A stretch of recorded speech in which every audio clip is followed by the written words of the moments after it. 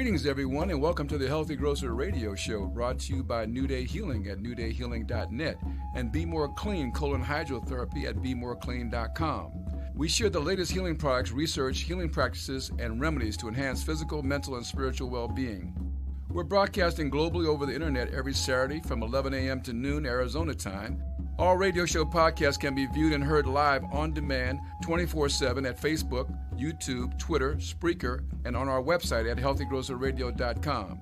Should you have any health-related questions or comments regarding our discussion today, please join us live or email your questions to info@healthygrocerradio.com. And remember, health is your greatest wealth.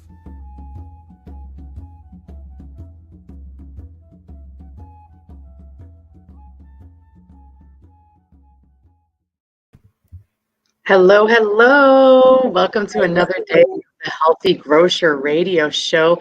I'm your host, Elizabeth Joseph, with my co-host, Davida, holistic pharmacist with Pharmacists for Humanity.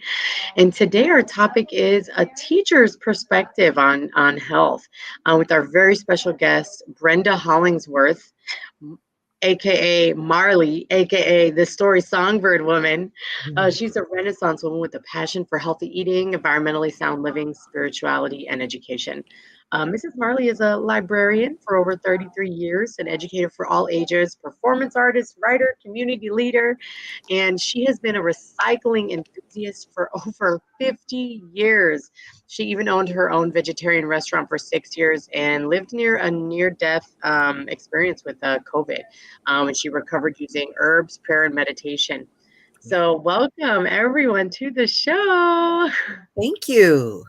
You are Thank so you. Greetings, everyone. welcome. Yes, absolutely. Super happy to have you here.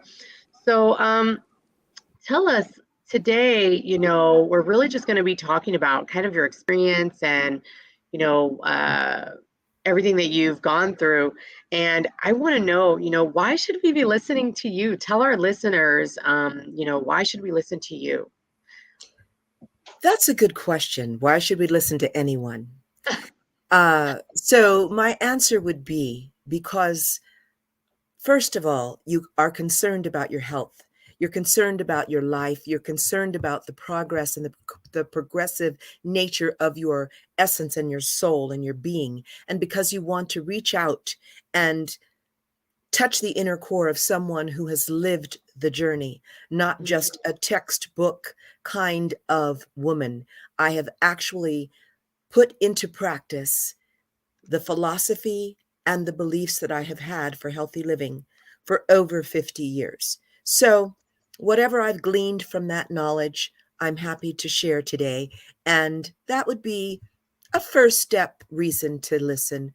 And also because, you know what? We're all in a situation with coming out of this pandemic on a certain level, and we're all looking for the ability to touch base with people, to connect again, and to nurture our souls, because we've been put in a position as a people, not only nationally, but globally, of living in fear and confusion and chaos. So as we begin to dig out of that rubble, we need to find the people who want to dig with us. I love it. I love it. That's awesome. That's amazing. So, I just want to remind everyone that remember the show is for you, the listening audience. So, please join us with any questions or comments you may have. You can, we'll answer them right here live on the show, facebook.com/The Healthy Grocer Radio Show. This is awesome. I'm really excited to just kind of hear your story and hear more about it. So tell me a little bit about Brenda. Tell me a little bit about what you do exactly. Okay, so what I do is work as a community leader and enthusiast with a passion for community, for environmental justice, for health, wellness, and the performance and visual arts. So I have a background and career in librarianship for 33 years. I've worked in public and private libraries from Pasadena, California to Nuevo Mexico, New Mexico. So I've worked in a private Christian school for 7 years as head librarian. I've worked for the city of Albuquerque for 13 years. I worked for the city of Pasadena for 10 and a half years. And I've worked within the community for over 50 years, working with young people, working with community to encourage, to uplift and enlighten the lives of primarily African American youth and communities. However, I have touched on all communities because I do believe in diversity and inclusion. However, I do know what the specific journey that African Americans have had, and that has been a very intense and very trying journey, one of which we are not completely done with.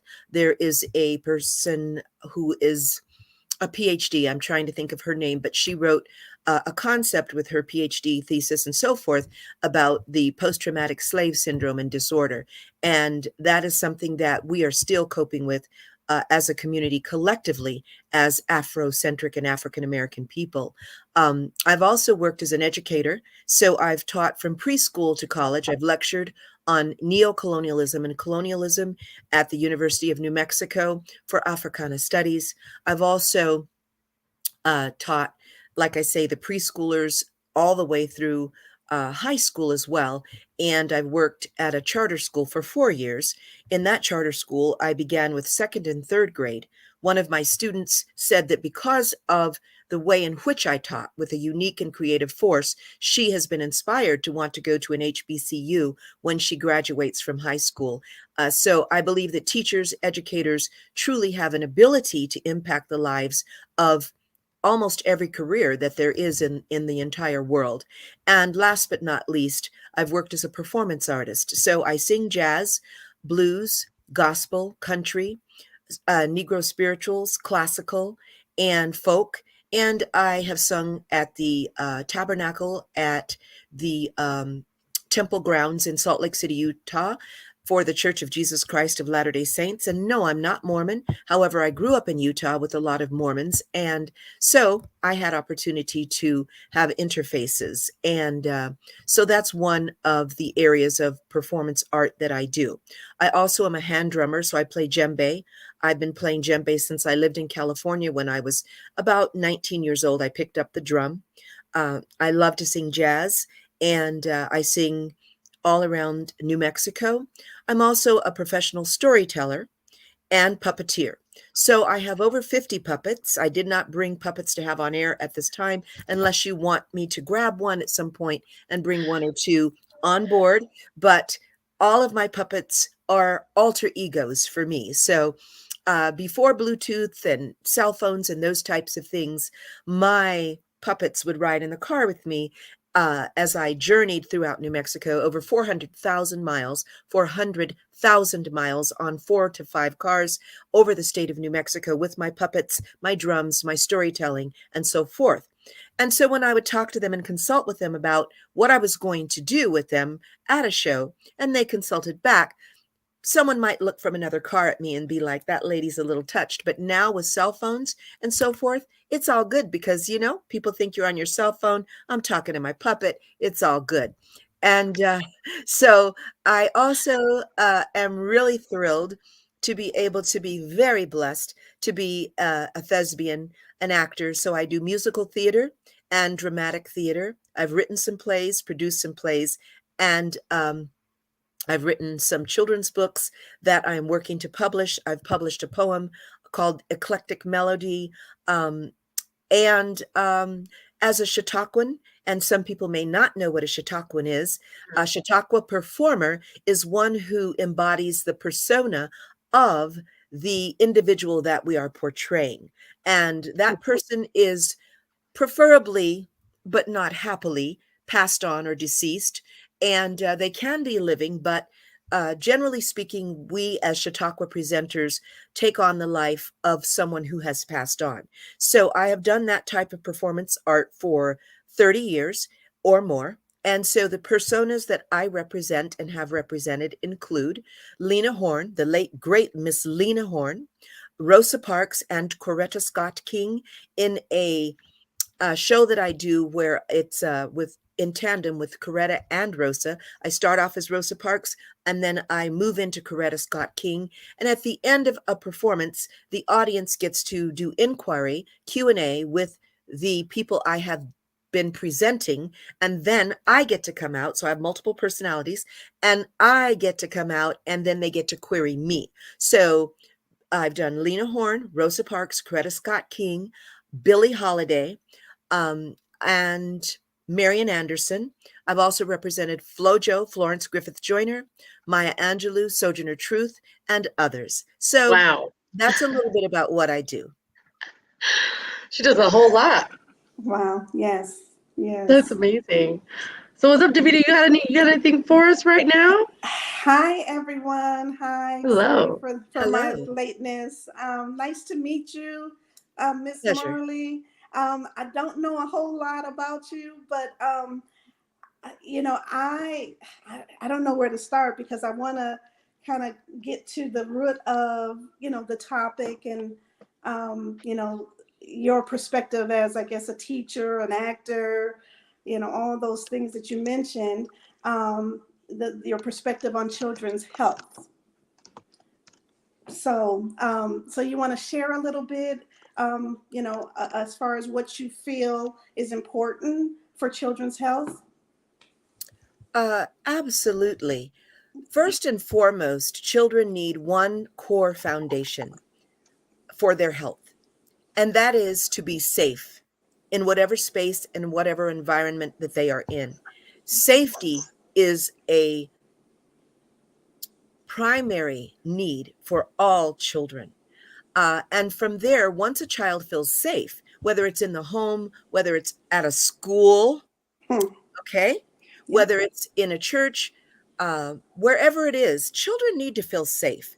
We know that there are people who have taken advantage of children in churches and in schools and other places, and oftentimes they don't speak about the kinds of abuse that they have experienced. And when that happens, it affects mental health. And so, you know, with the Healthy Grocer program, one of the concepts of that is our health is our wealth. And so once we understand that children need to be safe, then we go from there into children need to be loved. Okay. As an educator, one of my strengths is the ability to love on the children in a respectful way. And so once I create my classroom management and boundaries and expectations and rules, the children really appreciate having boundaries, and then they know where they stand. And once I have established that with my classroom or students or someone that I'm tutoring or a group of people that I'm doing a workshop for example, on storytelling or on tips for storytelling or so forth, history, her story, our story. Once the children know that I care about them and I love them, then I can sail. And so then from there, even Michelle Obama, the former first lady, said, you know, it's important to get good, healthy food in our schools. So our children are not just eating fat and sugar, fat and sugar, fat and sugar. And when we teach our children the importance of health, then it is a very core foundation that will stay with them for the remainder of their lives. And so we need to teach them that just drinking Kool-Aid with 5 cups of sugar is not going to be the thing that's going to help them with their health and their future. We don't want to set up a foundation or a platform for a young person to become a diabetic or that type of thing. So teaching them about their health, working with them on how to plan menus and how to work with diet, exercise. And so we have to work with the child on all levels. You've heard of Maslow's theory of hierarchy, right? So we have to take care of our needs first before we can move to the higher self to deal with our more ethereal thoughts and our creativity and that type of thing. We must have a foundation where we have housing, good shelter, clean water, good healthy food, supportive people around us, even if it's not security, if it's not parents, then whomever our guardians are, We must have that. Think about the children in Flint, Michigan that had to drink water with lead in it. How can you be healthy if you're drinking water with lead in it? So we need to deal with children from a holistic approach. And one of the things I will tell you, I raised 5 children, birthed 5 children out of my own body to include twins, and I helped to raise 25 foster children in New Mexico. Now, one of the things that I know about that is that if we do not teach children the truth, and that's the other element, truth, then we placate them and we treat them as little amoebas that don't know anything. But children are hungry and thirsty, they're sponges, and they are ready for truth, for knowledge, and for information. And they're way smarter than we give them credit for, way smarter. Absolutely. My grandchildren blow me away every day. My 5-year-old granddaughter is winning dance contests. She's so conscious. She's so incredible that I know that my seed is going to go on and she's going to take the world by storm. But we do not speak baby talk to her. We do not lie to her. I tell her the truth. And they say the truth shall set you free. So that would be one aspect of how we need to work with our young people. That's awesome. Wow. That's awesome. Yeah, Thank you for that. Totally. Absolutely. Well, we're definitely excited to get into this today. We're just going to take a super quick commercial break. And we will be right back. Again, this is the Healthy Grocer Radio Show. I'm here, Elizabeth Joseph, and we are here with Brenda Hollingsworth. I don't know what to call her. I don't know if I should call her the Story Songbird Woman or AKA Marley. That's my son's name, by the way, is also named Marley. Oh, that's so funny. You know, my name is Hollingsworth Marley, so it's a hyphenated name. And and I used to go by Mrs. Pickett when I was married for 32 years. But anyway, people call me Ms. Marley, Ms. Brenda, or the Story Songbird Woman. I'll leave that up to you. That's awesome. All right. Well, we will just be right back after this super quick commercial break. We'll see y'all in a moment. Are you tired of losing the same 10 pounds over and over again? Then Break the Chains of Dieting by David Medansky is for you. Break the Chains of Dieting provides hope for you to finally lose weight and keep it off without going on a diet, without exercising, and without having to count calories. For less than you'd spend on a pizza, this book gives you the solution you've been looking for. Available at Amazon, Barnes & Noble, and antidietadvocate.com. Order your copy today. Bloated? Constipated? Wish there was a way to find relief without nasty side effects. Colon hydrotherapy is an ancient natural practice that gently cleanses the colon with filtered water. Be More Clean specializes in colon hydrotherapy and customized holistic nutrition built for you. Stop by Be More Clean on Scottsdale Road in Thomas or visit our website at BeMoreClean.com for all your holistic wellness needs. Life is about flowing. Our life depends upon the flow and balance of fluids within the body. Maintaining balance and harmony on all levels in life is the ideal way to live. Michael's cholesterol metabolism factors and Michael's blood pressure factors allow for the flow of life to progress in balance and harmony. Let Michael's cholesterol metabolism factors and Michael's blood pressure factors be factors in your flow in the enjoyment of life. Take back your medicine cabinets.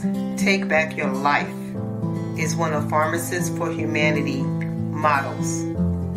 To do this, sign up with our Medicinary via Fullscript, where you'll find practitioner-grade supplements like liquid vitamin D and milk thistle extract for your well-being. So go to our Facebook page and click on Start Order to create your account with us today.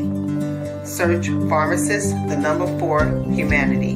Life is exciting, fun, and full of adventure, but sometimes it can be unpredictable. When the unexpected hits and you feel trapped in a financial pinch, trust UPI Loan Fund. We operate with integrity and aim to get our lenders back to living life without worrying about hidden fees and high interest rates. When life throws you a curveball, call UPI Loan Fund for low-interest loans that you can trust. Learn more. Visit our website, upiloanfund.us.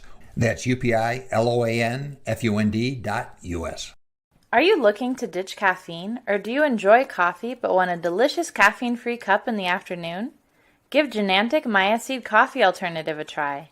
A nutrient-rich coffee alternative using one ingredient, the roasted and ground Maya seed. a superfood sourced from Mexico that is alkalizing to the body and high in nutrients, giving you a sustainable nutrient-based energy that your body craves. You can buy on Genantic.com. That's JNANTIK.com. Spiritual awakening is the process of becoming more in touch with your spiritual core. It is a wonderful journey that is unique for each individual. New Day Healing believes that spiritual, physical, and emotional awakening are all intertwined to create the beautiful beings that we are. New Day Healing offers a wide selection of world music, awakening radio, wellness tools in their spirit shop, and more. Check out their website at newdayhealing.net. Welcome back. Thank you. Welcome back. We are back here with the Healthy Grocer Radio Show. Again, my name is Elizabeth Joseph, your host, and I'm here with my fabulous co-host, Davida, with Pharmacists for Humanity. You heard her wonderful commercial there. And today we have a teacher's perspective on children's health with our very special guest. Again, I don't even know, man. Marley, she's the story songbird woman. Brenda Hollingsworth is her name, but she just has so many fancy nicknames. I just thought it would be fun. She's a Renaissance woman with a passion for healthy eating, environmentally sound living, spirituality, and education. So we're just super excited to have you on the show. And yeah, you definitely are a Renaissance woman. I can't imagine. I can't believe all the things that you've said that you've done. And I love musical theater. So I just had to. Yeah, I did some musical theater here. So. Ooh, wonderful. Okay, great. Awesome. Okay, great. Well, yeah, Davida, let's jump right into it. Okay, well, I know I probably jumped a little bit ahead earlier. But did we discuss like where you were born, where you know, your roots, where you come from? No, ma'am. Okay, all right. Okay, so I was born in Salt Lake City, Utah, in the land of the Church of Jesus Christ of Latter-day Saints, Mormon country. Okay. And I actually have roots in Mississippi. That's Mississippi. And that is just so you know how to spell it. Right, just in case, we used to sing it as a song as children. So, so my mother was from Vicksburg, Grace area of Mississippi, and my father, whom I never met, he was a donor, but he was not one who was a responsible being, and so I never met him physically, but he was from Mississippi as well. So my roots come from Mississippi, and and he was a Pullman porter on the railroad. So Mr. Papa was a Rolling Stone daddy was one who encouraged my mother to travel west to Utah. And that is why I was the only one of her 6 children born in Utah. Wow. Okay. And then where do you lie as far as the number of children? What are you, the oldest, the youngest? Number 6. I'm the youngest. Oh, you're the youngest. Okay. Yes. Awesome. Okay. So I hear that you're a vegetarian. Yeah. Yes, ma'am, I am, Davida. Okay. I am a vegetarian. Okay. And so would you like me to expound upon that a little bit? Absolutely. All right. Yes, indeed. So I became a vegetarian at the age of 15. Okay. And what is significant about it, and for our listeners to really comprehend, is that, and I really want this to go out to whomever's listening to really comprehend this. Right. We have a right to choose our path. And from there, then let it be enlightened and elevated and colored by the experiences of our lives, by the experience of our lives, by the knowledge that we gain, by our mentors and, our teachers and people in our inner circle, our outer circle, our healthy circles. So when I was 15 years old, I do feel it was a spiritual calling. I can't say that I heard the voice of the Great Spirit or the Almighty or whatever to speak audibly to me, to be like, hello, Brenda. So let's get this party started with vegetarianism. Right. However, I do feel that spiritually, there were things that were happening to me as I was coming along, growing, that were planted as seeds that really were creating in me a desire to change my diet. And so my mother was one who loved her dearly. God bless her soul. She lived to be 94 and she passed about 11 to 12 years ago. Wow. And she only went to the 3rd grade, uneducated. However, she was very knowledgeable about common sense kinds of things. Mhm. And my mother was one who ate pickled pig feet, hog maws, chitlins. Mhm. She ate tripe, which is the Mhm. stomach of the cow. She Mhm. ate the hooves. She ate the ears of the pig, all of that. And Okay. so she'd give me Spam and Vienna sausages, and she ate her sardines and all of that. But I'd be the little girl sitting there picking at the veins and the legs of the turkey, at the veins of the legs and the chicken. I'd be touching the wings and wondering why there was hair on it. And I'd be like, Mom, why is there hair on this wing? And when she'd pull the giblets and all the things out of the body, the carcass of the turkey to make gravy and make liver and onions, I'd sniff it and be like, I don't know that I want this. And so she thought I was a weirdo, an alien child, her first of 6 that began to really question my diet. And one day I was sitting outside on the steps in Salt Lake City, Utah, off of Jefferson Street, which is where I lived for a time. And do not ask me how this happened, because my life is kind of magical. Magical things happen to me. And as a storyteller, I must tell you that I could go on and on about the magical things, but I'm staying on your question. So I was sitting there, and somehow the Final Call, if you're familiar with the Final Call, that is a newsletter that comes out of the Nation of Islam. It's a Muslim newspaper. And I got it in Utah. I was raised African Methodist Episcopal in Mormon country. And so do not ask me how I got a a Muslim paper, because I couldn't tell you. But as I was reading it, it said that if you don't cook pork very, very well, it can give you a trichina worm that can come alive in your body, so you can get a tapeworm. And I said, ooh, there's no amount of cooking pork that I can do that's going to kill any worms, and me and tapeworms will not get along. Right? And so then I saw a deer hanging in a shed, and it was upside down with its beautiful eyes and eyelashes. And she spoke to me, like, I'm here, I'm hanging upside down, I'm going to become deer jerky, but do we really have to eat me? And then I saw a lady that was a friend of my mother's who chopped off the heads of the chickens, and they ran around and the blood spurted out, and then she'd whip them around and snap their necks. And I was just like, it's not working for me. So I said to my mother, I am going to not eat meat. And my mother was like, I knew she was a strange child, but I don't even know where she came from. And so from 15 years old, my resolve was to change my diet. And along the path of that decision, I was to be given guides along the way. And one person I met was in his 30s, and he told me more about vegetarianism. And he introduced me to this book, Back to Eden.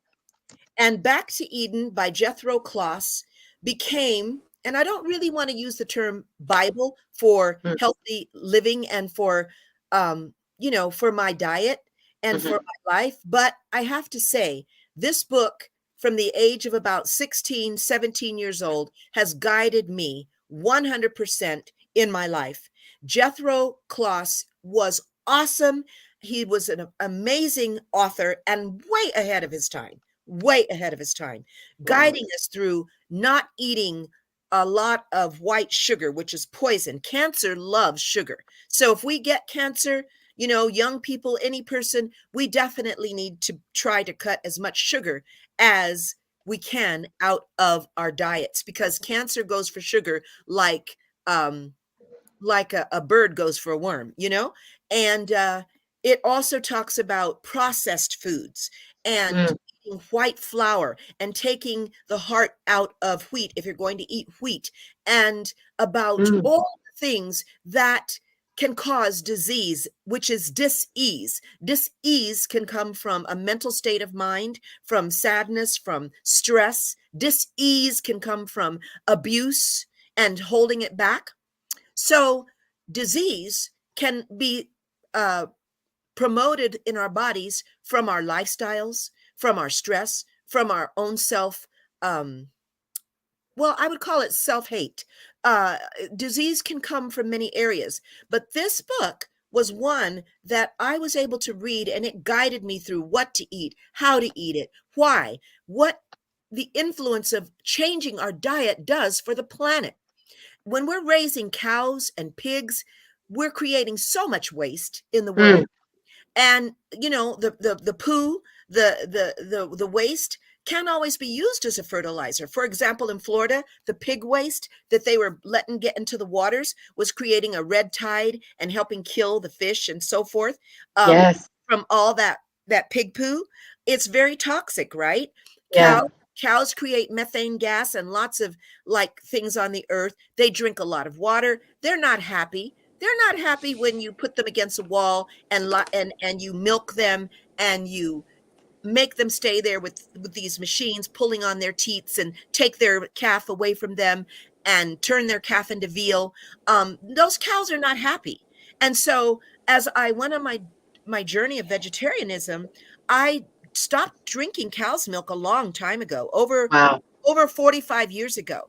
And when I became a vegetarian, vegetarianism and veganism, or a plant-based diet, was not popular at all. People didn't know about it. You couldn't go to a restaurant and really just order food, or a banquet. They'd be like, what?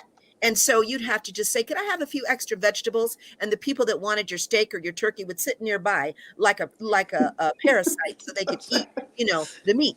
But yeah, so back then and through time, I've been a Renaissance woman, a pioneer, because I was on the front lines of promoting vegetarianism, plant-based diet, eating, that type of thing. And what's unusual about it is we don't tend to think of Black people or people of color as being vegetarians or vegans. It's like, ew, what's that? And part of that is influenced because of the South, okay?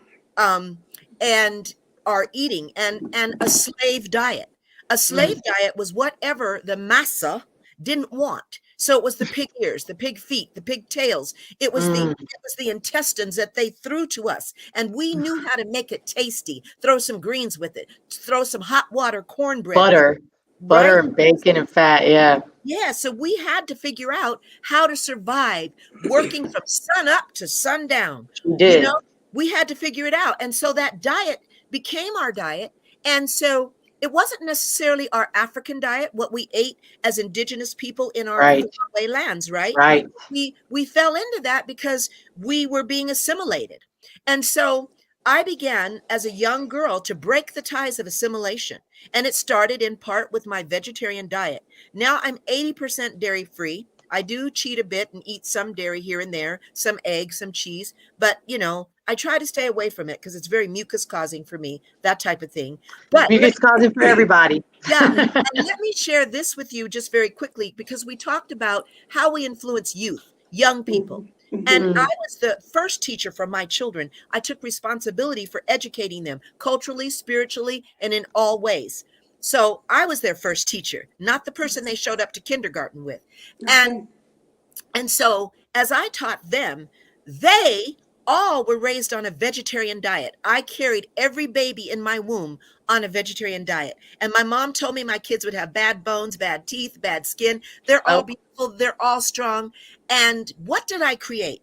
A revolution of children who are all interested in health and wellness. Most of them remained vegetarians. 3 girls are all vegetarians. 2 are vegans, or close to vegans. My sons, they do eat some meat, but they have more interest in healthy diets, consciousness, not calling women bees and hoes in the music. And I mean, it was just consciousness all the way around. So awesome. What did I begin? I began a revolution of people who would then teach their children, so my grandchildren, and we would look at our diet and how that plays a part in our lives. So, you know, Diet for a Small Planet is another great book for helping you to get on the track of healthier eating. And again, this book, Back to Eden by Jethro Kloss. Awesome. Thank you for that. Yeah.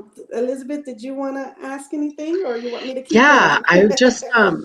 I just love that you were, you know, talking about the cows not being happy. And I would love to get more into why you think that's important if they're not happy. Like, how does that affect the meat that we might be eating from if they're experiencing this? What are your thoughts on that?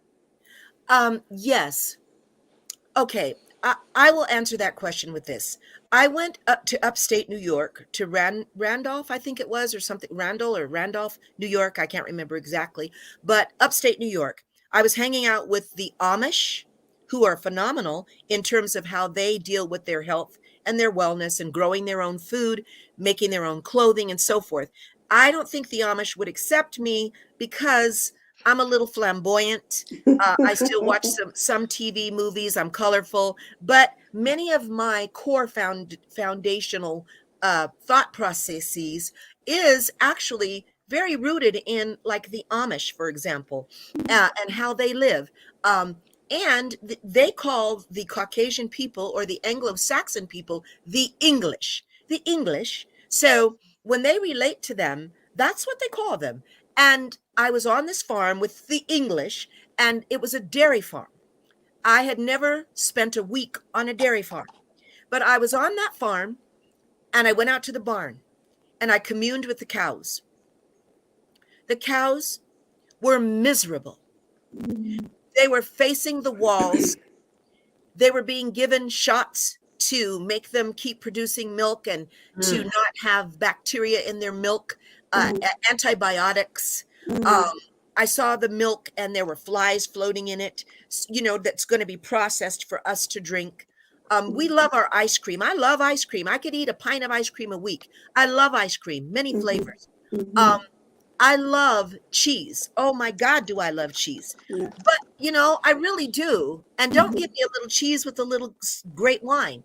But I had to start rethinking this because as they told me how they would take their calf away from them as soon as it's born so that they could produce milk for us. Now, when I'm in the schools and I've done my teaching, but I've also done maintenance at schools and thrown away trash, I will throw away like 2 huge garbage cans full of milk that the kids don't want to drink. Chocolate, strawberry, white. The kids don't always even want milk, but we have these cows producing the milk that then now they've sacrificed their teats, their body, their lives for, and then we give it to the schools, and then half of the milk is thrown away. What a barbaric and disgusting behavior.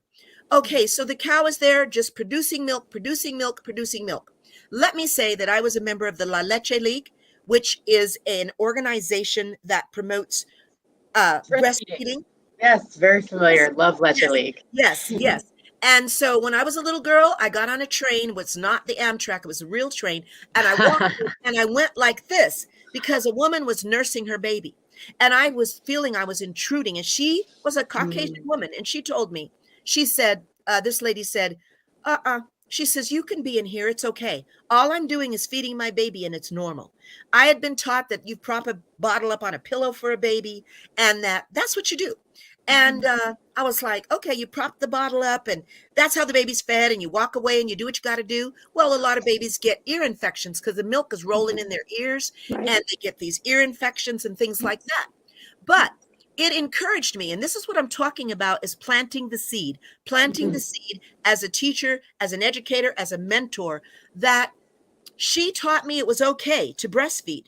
So when I had my children, though what I had seen was bottle feeding from siblings and so forth, I said, I'm going to breastfeed all of my children. And so I breastfed 5 children, including twins. I learned every hold there was for breastfeeding them.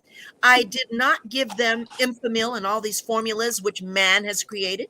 Many times children develop allergies and other issues from man-made products that weren't even intended for babies. I recently heard on the news that people were freaking out because the formula was not being made available for people to feed their babies. Okay, if you're going to feed your baby formula, then do so. But we were given 2 mammary glands, 2 breasts to be able to not just take care of our men, if you will, but to take care of our babies. Okay. And I had a young man on a farm, on a ranch I was at in California, Sage Hill Ranch, and I was nursing my oldest son under a blanket, under a receiving blanket. He kept looking and saying, "What are you doing? What are you doing?" I said, "I'm nursing my son." He said, "That's nasty. That's disgusting." And he was a young Black male. And that was my teachable moment. Oprah Winfrey talks about teachable moments. And I said to him, "No, what's nasty is that you want to sexualize my breasts that were given to me to nurse my child." When you nurse a child, you give them colostrum in the first 3 to 4 days of their lives. Those are their antibiotics. That's what helps them to become healthy. When we talk about nurturing children, that's where it begins, is nursing them, giving them colostrum, which, do you know that a baby, when it suckles on its mother's breast, can let the mother's body know what it needs? The baby's body is so in tune with its mother's milk and breast. And so we shouldn't be just smoking over our babies and just, drinking too much. We can have a little drink, but we need to be thinking consciously about what we're doing to take care of our babies, our children. And it starts there, right? So if I think that I just need to go buy cow's milk, and, if I was going to feed him a man-made formula, it would be Soyalac or some soy-based formula. But we think that we need to go and everything is about the cow. Now I'm going to pose a question to you. What does a baby cow look like? I love it. I'm here for it. Is a baby cow skinny? Or is a baby cow getting bigger and bigger and bigger and fat from its mama's milk? A baby cow is supposed to put on weight and be big, right? So why are we giving our babies milk designed for a cow? Do we want our children to start off with weight and obesity issues? Is that what we want? And if we're going to give our babies an animal product of milk, goat's milk is more close to a mother's milk. Goat's milk is much closer to a mother's milk than cow's milk. So we're doing all these things to the cows. I've even knew that there was a person on that farm I was at, that dairy farm, that actually molested a cow. So there's molestation and all of that. So we need to think about what we're doing to animals and why. Why are we doing it? Do we have to? And now with all the vegan products, you can purchase vegan ice cream and cashew milk, almond milk, everything, oats, pick milk, one. Rice milk. You don't have to drink cow's milk. You can purchase dairy-free products like, the ice cream and the what is that stuff white stuff we put over cheese? Cheese? No, it's whipped cream, sour cream, and whipped cream. We can purchase that vegan now. We can purchase all kinds of vegan products. We can even go back to the old school way of canning and doing things ourselves and making our own ice cream. Then we know what's in it, y'all. Right. That's what's in it. Right. So vegetarianism, veganism, and the poor cows. Oh my God. And the animals. I'll just say this and I'll stop and let you ask me your next question. But I will just tell you that when I studied animal videos on what they do to cows and to pigs and to animals to make them ready for market, it makes my blood curdle. They have all kinds of abscesses and boils and sickness, and they're smelling blood when they're being pulled up with chains up the conveyor belt to be slaughtered. Many of the people who do the slaughtering, some of them even develop issues because they've been just slaughtering animals, psychologically, like day in and day out. They give them red dye to make them red. They give them antibiotics, hormones. And there's even been discussion. I don't have all of the data on it, but you can research it yourself on the hormones they're giving the cows and the pigs and so forth, affecting young people in their puberty and so forth. So I don't know where it all rests, but it's a deep issue, to be sure. Absolutely. Wow. Thank you for that. Thank you. It's amazing. Yeah. So you spoke on how you brought your children up vegetarian, and they're all pretty much vegetarian with a little bit of, meat in your son's diets. What other techniques or lifestyle convictions did you use in raising your 5 children? Well, first and foremost, I told them that it was okay to be a critical thinker, to be unique, and to be happy about just finding themselves. And as I said, I started them off with colostrum, breast milk, and then their diet. I didn't give them Sunny Delight. I didn't give them Kool-Aid with 5 cups of sugar.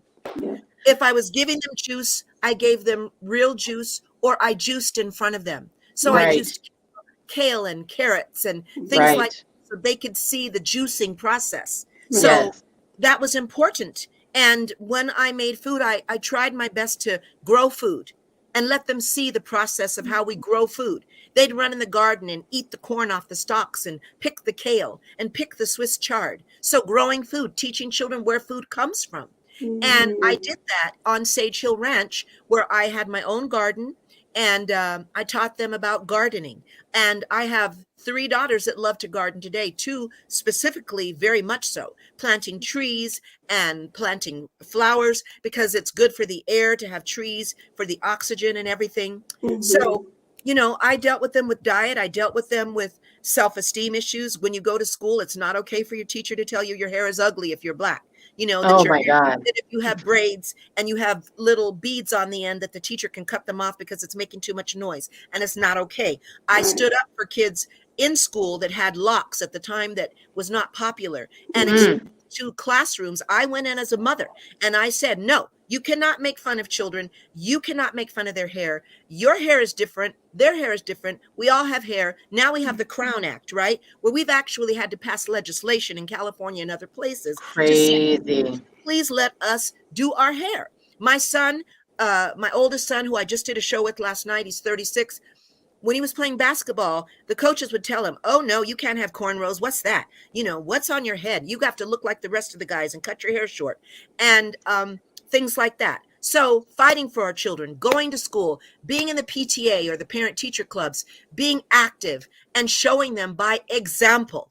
When I did cultural performances and things like that, I took them with me and let them see, let them be part of it.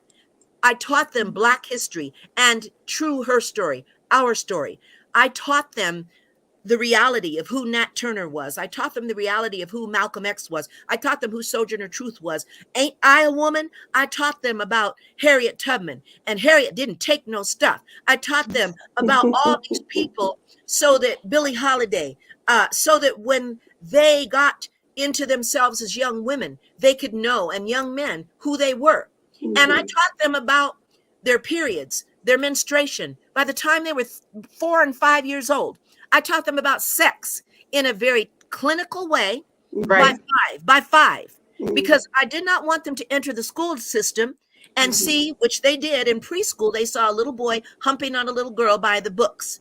And they were like, Mommy, what was he doing? And the little boys would try to pull their pants down sometimes and show them their private part and tell them all these slang terms. And my kids would say, oh, no, it's called this. That's the proper term. Oh, no. And no, you can't be standing up. My mama told me. And you're not telling the truth. So remember when I said giving our children the truth? That's their shield. That's their protection. And coming out of the pandemic and dealing with aggression and schools being shot up and you know, the store Tops being shot up in Buffalo. And where can they go psychologically to be free? The COVID, the pandemic. We have to teach our children it's okay to heal thyself, child, you know, and to eat your herbs and take your herbs, because your herbs, put it in your food. You know what I'm saying? Put turmeric in your food, put garlic in your food, eat those onions, eat them cooked, eat them raw, but make your food your health. We are what we eat. We really are. We really are. Drink your water, you know? So I taught them, and they're all practicing it. That's amazing, man. I hate to cut this short, but we just have to go to a super quick commercial break. And then when we come back, we will be, yes, I know, but you are doing amazing. And I'm just, so excited, just soaking it all in, really. So we will be right back after these super quick messages. Again, we're at the Healthy Grocer Radio Show, and we're here with Brenda and Davida today. All right. Be right back. Are you tired of losing the same 10 pounds over and over again? Then Break the Chains of Dieting by David Madansky is for you. Break the Chains of Dieting provides hope for you to finally lose weight and keep it off without going on a diet, without exercising, and without having to count calories. For less than you'd spend on a pizza, this book gives you the solution you've been looking for. Available at Amazon, Barnes & Noble, and antidietadvocate.com. Order your copy today. Bloated? Constipated? Wish there was a way to find relief without nasty side effects? Colon hydrotherapy is an ancient natural practice that gently cleanses the colon with filtered water. Be More Clean specializes in colon hydrotherapy and customized holistic nutrition built for you. Stop by Be More Clean on Scottsdale Road in Thomas or visit our website at bemoreclean.com for all your holistic wellness needs. Life is about flowing. Our life depends upon the flow and balance of fluids within the body. Maintaining balance and harmony on all levels in life is the ideal way to live. Michael's cholesterol metabolism factors and Michael's blood pressure factors allow for the flow of life to progress in balance and harmony. Let Michael's cholesterol metabolism factors and Michael's blood pressure factors be factors in your flow in the enjoyment of life. Take back your medicine cabinets. Take back your life is one of Pharmacists for Humanity models. To do this, sign up with our Medicinary via Fullscript, where you'll find practitioner-grade supplements like liquid vitamin D and milk thistle extract for your well-being. So go to our Facebook page and click on Start Order to create your account with us today. Search Pharmacist, 4, Humanity. Life is exciting, fun, and full of adventure, but sometimes it can be unpredictable. When the unexpected hits and you feel trapped in a financial pinch, trust UPI Loan Fund. We operate with integrity and aim to get our lenders back to living life without worrying about hidden fees and high interest rates. When life throws you a curveball, call UPI Loan Fund for low-interest loans that you can trust.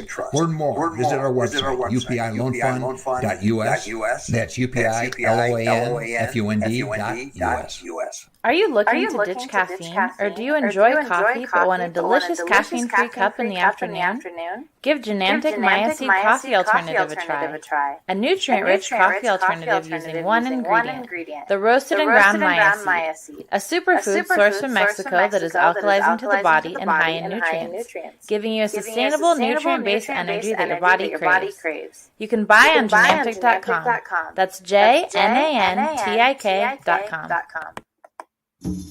Spiritual awakening is the process of becoming more in touch with your spiritual core. It is a wonderful journey that is unique for each individual. New Day Healing believes that spiritual, physical, and emotional awakening are all intertwined to create the beautiful beings that we are. New Day Healing offers a wide selection of world music, awakening radio, wellness tools in their spirit shop, and more. Check out their website at newdayhealing.net. Hello. Welcome back, y'all. Yes, thank you so much. So again, welcome back to the Healthy Grocer Radio Show. I'm your host, Elizabeth Joseph, with my co-host, Davida Lewis, Holistic Pharmacist for Humanity.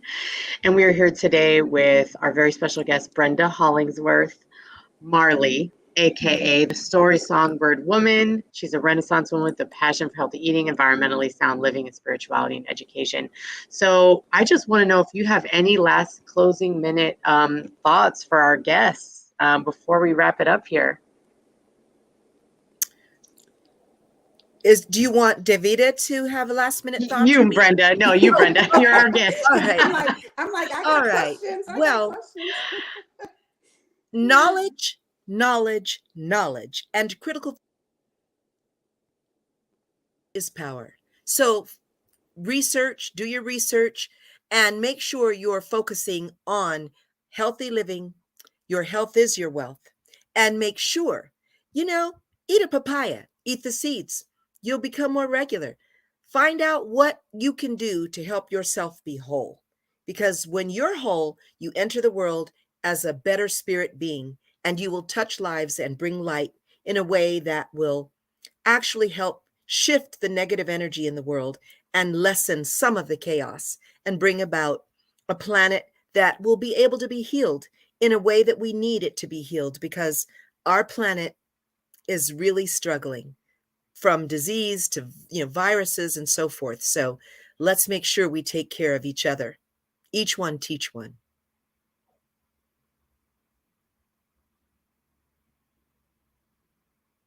Thank you.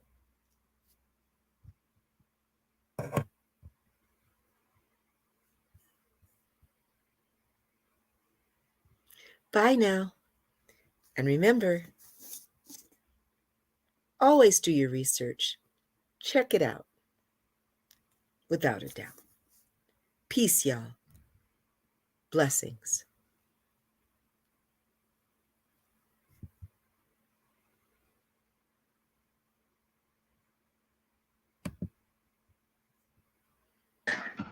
Well, I just want to thank you so much for those closing words.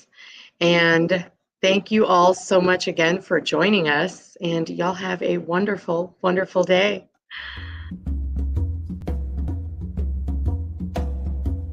You've been listening to the Healthy Grocer Radio Show, brought to you by New Day Healing at newdayhealing.net and Be More Clean colon hydrotherapy at bemoreclean.com. Thanks for listening today, and please check us out on your favorite social media sites so you can meet our friend Perry Pearhead and stay up to date with the latest natural products, health news, natural remedies, health retailer and community spotlights, and much more. The Healthy Grocer would love to hear from you regarding previous shows, improving the show, or letting us know what topics you'd like to discuss. So please feel free to contact us live, on air, or email your questions to info@healthygrocerradio.com. All radio show podcasts can be viewed and heard live or on demand 24/7 at Facebook, YouTube, Twitter, Spreaker, and on our website at healthygrocerradio.com. And remember, health is your greatest wealth.